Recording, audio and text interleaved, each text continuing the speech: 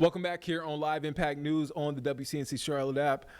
We have a special guest in here, man. I gave him a hug when he walked into the studio because it's been a long time. It just shows you how quickly time moves. Last time I saw him was in 2023. He's been, busy as ever in between that time. But he's here in studio, and he has something important that he's been working on. His team has been working on, and it centers around a historic church in Concord that is set empty for more than 2 decades, and now it's getting a second life as attainable housing.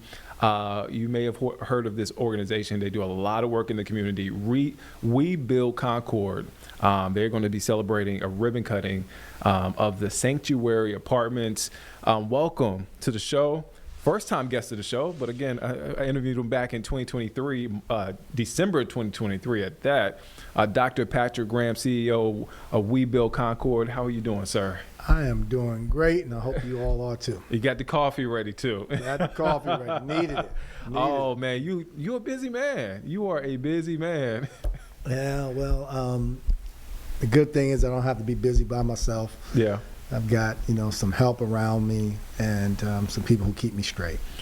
Talk about the Sanctuary Apartments, because our last story we were talking about townhomes. We were talking about multiple projects. It was a profile on you, and you were about to present a townhome, and then we stopped by the church, and you told me what the vision was for the church. And in my mind, I don't know if I said this out loud. I said, no way. I knew you could get it done, but I'm like, man, we have a long time to go. But talk about this project, the Sanctuary Apartments, how long you've been working on it, and the big event this week, right? Tomorrow, July 14th, 11 a.m. Yeah, we will do the ribbon cutting for the sanctuary. So the sanctuary is a 100-year-old church, as you mentioned, and been empty for about 20 years, and it's in a community called Gibson neighborhood. And Gibson has, Clearwater, which is an art gallery and a place where artists also work. And across the street from this church that we've rehabbed, there's going to be a skate and bike pump park, and there's this whole revitalization. But the church is the first revitalization project along that little corridor there. And what it is that we've taken this old church and we've converted it into 13 loft apartments, but it also has our headquarters there, as well as a coffee shop, which we'll be renting out, and some incubator space for entrepreneurs. So I'm really excited about it. Originally, I actually came to that lot back in October of 2022 and sat there for 2 hours while I called the realtor and made that deal to purchase that building, all within a matter of a couple of hours, and have been waiting ever since through engineering, architecture, construction, to finally be able to walk into our new home and a new home for a lot of residents there in the Cabarrus area. How does it feel knowing that it's done? It's still some work to do. This is just the first project in that area, but what you have accomplished so far, how does that feel?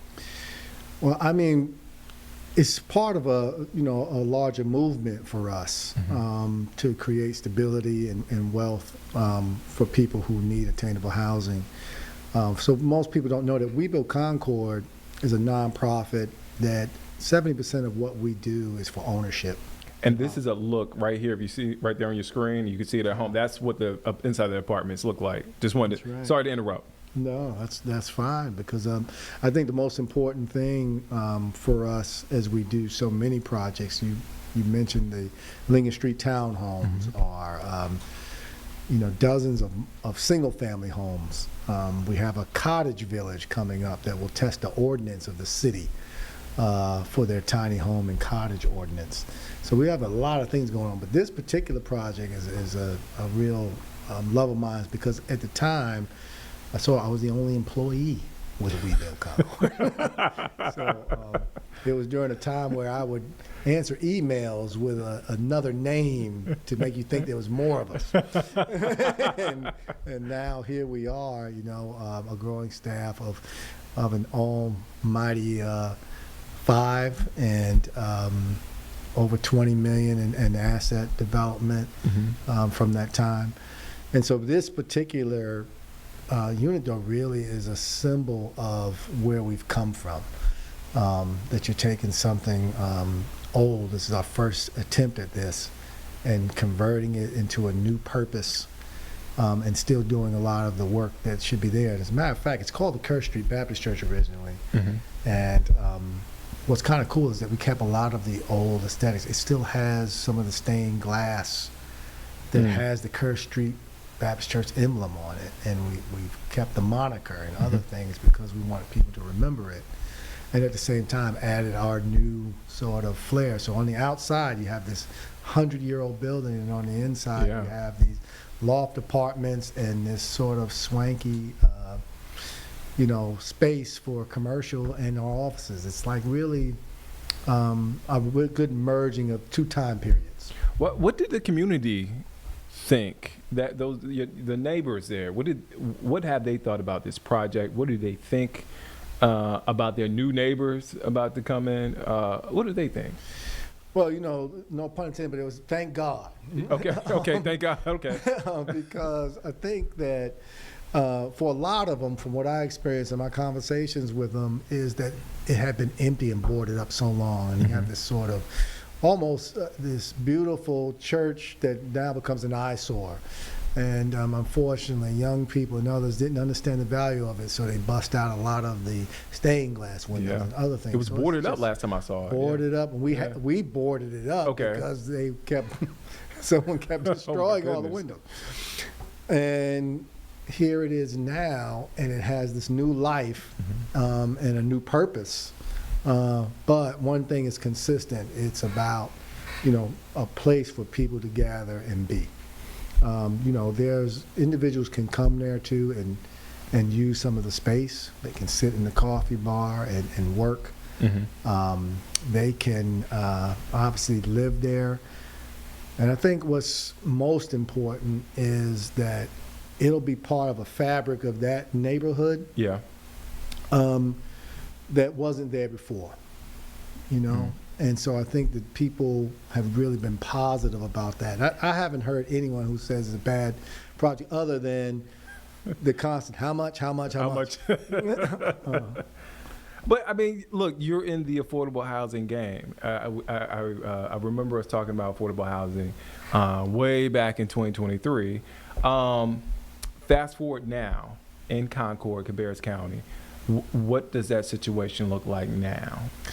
Well, Concord is the fastest growing county in this metro area, and it's fourth fastest in North Carolina.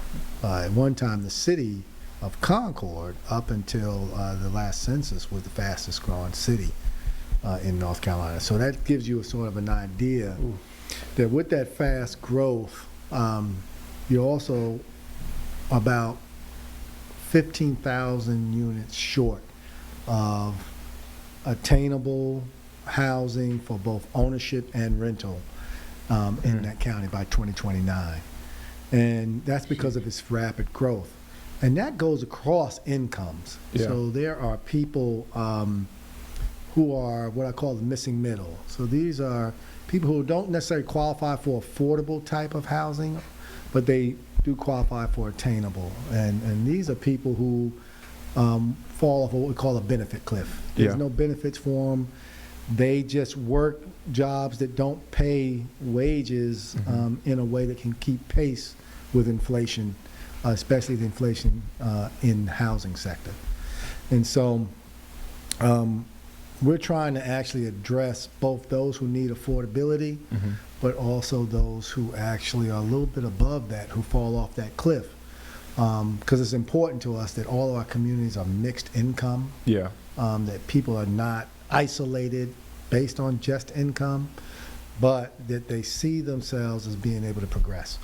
So I think this church is just one symbol of that for us. What you've done many ribbon cuttings with new housing, attainable housing, affordable housing. What is tomorrow going to feel like? What is the atmosphere? I'm sure you've probably replayed that in your mind over and over, but take us through that. What is that going to be like for you? Right. So tomorrow is about celebrating. Yeah. Taking time out to say, you know what? We're still here, and now we have something to show for all of that work, for all the hopes that people had for it. Yeah. Some of the criticism that we had to deal with, all those things that you overcome at the same time. And I think what's great about it tomorrow is that you'll have obviously elected officials, but we'll have, one of the first renters speaking tomorrow. We'll have one of our homeowners speaking tomorrow about what their experience is like. And tomorrow too, it will be the first time that WeBuild Concord will be in its own home. So I think that's important too. That's a big step. Yeah, 5 years. It was 5 years as of this June that I became their first CEO. And it was almost like a entrepreneurial exercise at first. The phone number was my number. It took me a while to get the library to stop giving out my cell. So, but now here we are in the space. And what I enjoy a lot about it tomorrow is that people, when they walk through, I've not met one person who goes in there and says, wow, I can't believe that this is attainable housing. Or they don't say, wow, I love this commercial space, and I love the fact that you all have repurposed this building. But when you come inside, we were able to take pieces from all of the stained glass window, and we created had the creation and restoration of one full panel that's 9 feet tall. Yeah. And it's actually hanging inside the building as a symbol of the original 1922 stained glass. It's not just a symbol, it actually is that. We just had to take pieces from each of those broken windows and put them together. Not we, but some specialists who are not cheap these days. How many people do you know can put together stained glass windows? I know some people that think they can do it. You can pretty much charge what you want. Right. But we felt that was even important. Those little touches would actually allow people to really see it, what it was and what it is today. So tomorrow is going to really be about celebration. I can't wait for the welcome, all the way through those testimonials to the part when we say, let's tour, and that crowd gets to go in and see for the first time what we've done with that place. Look, I know I can hear it now. Folks are gonna want to know, how can I apply? How can I attain this housing? I can hear that question right now. So I'm gonna ask you, what are the necessary steps folks need to go through? What can they do? How can they get in contact with you? How can they get in contact with WeBuild Concord? Sure. So the easiest way is this, really simple. You go to our website, www.webuildconcord.org, and you go apply for a home, and on it's going to ask you some simple questions. There's an affidavit and a consent form. It takes less than 3-4 minutes. Okay. You fill that out, it's submitted to us, and then our housing counselor reaches out to you. If you are interested, I would say to definitely do that. Also send an email if you would like to info@webuildconcord.org, because those apartments will go fast, and it's because they look great. They have quartz countertops, they have slow closing cabinets, they've got exposed ceilings. I mean, these are real loft apartments that you would find in some of the old factories that have been rehabbed. And when you when people see it, the first thing they think of that there's no way that this is attainable, and they want in. So I would tell people to if you want one, do it, because there's only 13 of them, and I can tell you right now, by what I'm seeing, we won't be empty long. Oh man! And also for folks who are interested in coming out tomorrow, Sure. what do they need to know? What time? Where? All of that. So it is 11 a.m. Ceremony starts sharp, and then tours right after. The ceremony will only last about 15 minutes or so, Okay. and then we go straight into tours, so from 11 to 12. And you come to the sanctuary. It's located at 114 Kerr Street, Yeah. Northwest Concord, North Carolina. You can't miss it at all. Can't miss it. Can't miss it. And you can always just go right to our website and reach out via phone as well, leave a message. But we will start that ceremony tomorrow 11 sharp, because it's going to be hot, and we want to get people in to that cool space as quick as possible. And look, Dr. Graham is busy. He got some other things he got to build. It's more attainable housing, affordable housing he's working on. So he's a busy man. So he got to start right at 11 o'clock. We have done very well with starting those right off. I think I might remember one that might have been 2 minutes late. Dr. Graham, as always, I know it's been a while since we caught up. I'm glad you were able to come here in studio, talk about this. Congratulations. This is Thank you. big. Again, thank you. Don't let this be your last time stopping in here, man. I know you're in Concord. I love these formats. Yeah. Man. I mean, you got a beautiful place here, too. I love it. I love the hospitality. Yeah. And so if people listening, I mean, this is worth a tour itself. And you get free coffee around here with all kind of pods. You can choose like whatever flavor you want. It's great. Just don't choose blueberry. That's my favorite. Dr. Graham, Sanctuary Apartments. Man, that's a big deal there in Concord. Again, thank you for stopping by.